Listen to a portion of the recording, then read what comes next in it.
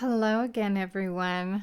I'm glad you've tuned in. I'm sorry for the break in video uploading. I had my birthday recently, so I took a little time for myself and I am just getting back into work.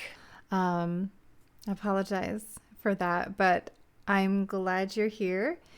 I've decided to go over my dreams as a mermaid. As some of you may have known and seen in the past, I have had dreams of being a mermaid.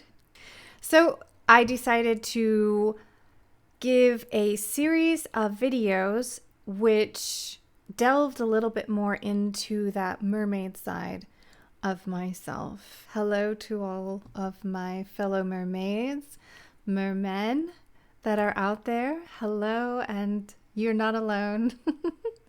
And I hope that everyone is having a very good day or night. I will go ahead and begin with some of my first dreams. This is one of my first dreams of when I was having a dream that was so very vivid of me being a mermaid. The other dreams that I had had of me being a mermaid were when I was younger, and I can't really remember those very well. As I've mentioned before, I lived in a very strict religious environment when I was younger. So it may have had an effect on my ability to remember those memories. So I will just carry forward with these dreams. I dreamt that I was on an island with 3 other women. I felt as though they were my sisters. All of us were just barely into the jungle area on the edge of the beach, and none of us were wearing clothing. We were picking fruits and flowers that we thought were pretty or tasted good. Suddenly I heard voices and activity coming down the nearby hillside. I heard a man's voice call out, "They're over here! There's one right here!" I remember feeling terrified and running immediately for the ocean. The others ran as well, all of us running for the shore. I ran toward the water's edge, looking to my right to see my other sisters running into the ocean too. We reached a point where we could start swimming, and our legs became mermaid tails. A man dressed in clothes from about the 15th or 16th century, like a ship's crewman or a privateer, came rushing into the ocean after us. His dark brown trousers were rolled up onto his legs, and he had a white billowing shirt with rolled-up sleeves. He wore a brown leather vest, and he had a beard of light brown hair. He cast a net into the water, and it caught one of my sisters. She was thrashing to get out of it, and I immediately swam to her defense. I seemed to have a sharp edge, or spikes, in the center of my tail fin at the edge, and I swiped my tail at the man's neck. I didn't even think twice about it. Terrified as I was and desperately trying to protect my sister, his neck immediately began to bleed, and he dropped the net, grabbing his neck and staggering backwards. My sister escaped the net, and all 3 of us swam quickly into the depths of the sea. I didn't look back. I didn't even wonder if he was okay. I was terrified. We each parted ways and went on solo.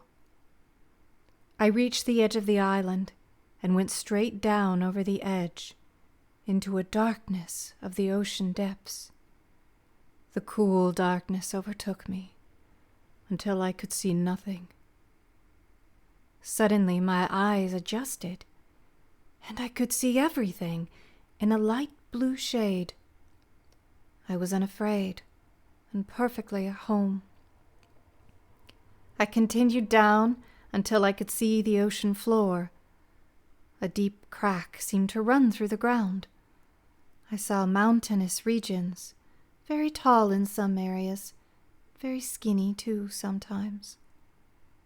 I saw a giant squid that seemed to float in the distance. It was completely still, and floating its longer tentacles listlessly as they hung lower than the other tentacles. I looked at it floating some distance away, and I knew what it was. I was not afraid. I continued to swim along, and I found an old, decrepit shipwreck. I carefully swam around it, careful not to disturb it too much. Then I swam away from it. I could still see everything in that light blue shade. And that's the end of that dream. When I had that dream, I want to say I was about 20 to 21 years old. Again, I was not a spiritual person at all. I simply had the dream, and I remember when I awoke from that dream, I felt a little bit homesick, melancholy, maybe. But it didn't stick with me like it would have now. I didn't understand anything was being remembered or communicated to me at that time. So I just had this very vivid and real dream.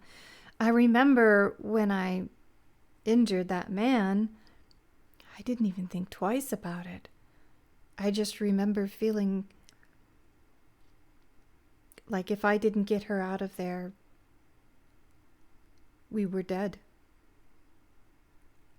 I just remember frantically trying to get her out of that net and trying to get myself to safety too. Scared, so scared, terrified. I remember feeling terrified. But after that, we just swam into the depths. We didn't swim together at that time, but we still loved each other. We were like sisters.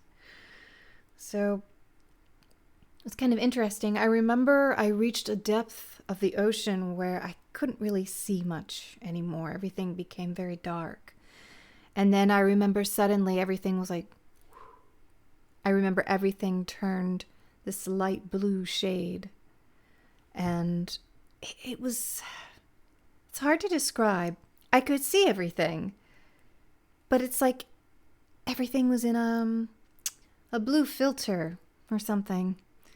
It was like I could see everything. I could see the details, but everything was almost the color of this crystal. Like this. It's this blue color.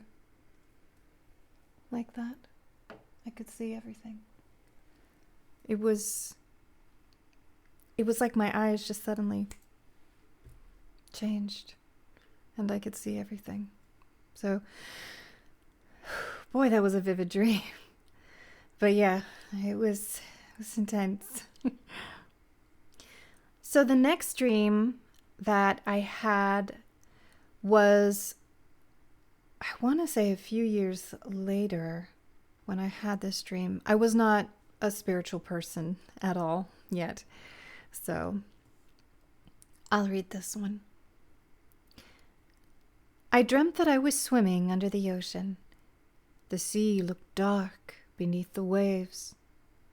I rose to the surface and popped up out of the water. Though I could see in the dark sea, the top of the water looked black as night. The dark sea surrounded me. There was no moon in the sky that I could see. Everything was dark. I looked, and I saw a landmass in front of me. with a city on it. And then to its left was a large body of water leading out to sea where I lived, and then a mountain just past that. It was like this. And then there was like sea ocean area that led out to where I was, like an inlet, or I don't know, something like sea here. And then the city part, this landmass was over here. It was some, like the city was here. I watched as the clouds above this city gathered and then lowered. I felt very uncertain. It was a very foreboding formation in the sky. It was dark, even though the light from the city below seemed to shine against the bottom portion of the clouds. As I watched, I grew increasingly uncomfortable. Suddenly, the lower part of this strange cloud began to glow with a yellow-orange tone. A huge pillar of light burst forth from the bottom of it. It struck the city below, and I felt as though every part of me was being struck by shock, pain, and disbelief. I felt like everything or everyone I loved was being torn away from me. The light from the blast grew so bright that it illuminated the side of the mountain to its left. The waters rumbled, and I screamed as loud as I could, "No!" I felt tears in my eyes and my chest clenching in fear and pain. I felt a horrible sorrow and wrenching sense of loss, like my whole world was just shattered in front of me. Suddenly, a beam of light illuminated me where I swam, like a giant flashlight shining down on me. I looked up into the light, and the dream faded away. Then I woke up. I wasn't exhausted, but I did feel saddened. So, with that dream, I have no idea what I was witnessing. I'm really not very sure. Honestly, all I know is I popped up out of the water. Everything was completely dark. And I remember I looked out over the water and I could see a landmass, and I knew there was a city on it. I could see the lights from the city. They were bouncing off the bottom of these really low-hanging clouds. And I remember the clouds themselves looked really strange. They almost looked like Mermaid clouds. I'm not sure if you're familiar with that, but like almost like bubbly. It was weird. Usually Mermaid clouds appear when the atmosphere is unstable, but typically they're on the opposite end of the nasty end of a storm, I think. I could be mistaken, but Mermaid clouds in and of themselves are no threat. It's an indicator of an unstable kind of atmosphere, I guess. Correct me if I'm wrong. I am not a meteorologist by any far stretch of the imagination, although weather phenomena is fascinating to me. I love it. That was the type of formation that these clouds were taking to the underside. And I could see the warm glow of like city lights underneath of it. And when I tell you this pillar of light that came out of this cloud was so bright that it illuminated everything, even the edge of the mountain that was over here just past the waterway that came to the ocean. It was glowing against that. And when it it struck, it was such a thick pillar, like just such a thick pillar of just boom, like bright white, yellowish light shot from the bottom of this cloud. And it was just this thick pillar just of pure light, just boom. And as soon as it hit, I'm telling you, it is like just everything that you hold dear being ripped away from you, torn away from you, like you couldn't stop it. And I just started crying, and I screamed at the top of my lungs when I was screaming, no! I screamed, and my eyes were burning with tears, and as I was screaming, no! Just everything inside of me was breaking. And after I saw that, it looked like somebody showed a flashlight on me from the top. It was like this big ray of light just showed on me. It lit up everything around me like a big circle. Like somebody literally had a flashlight, like, you know? And I remember looking up into the light, and then that was it.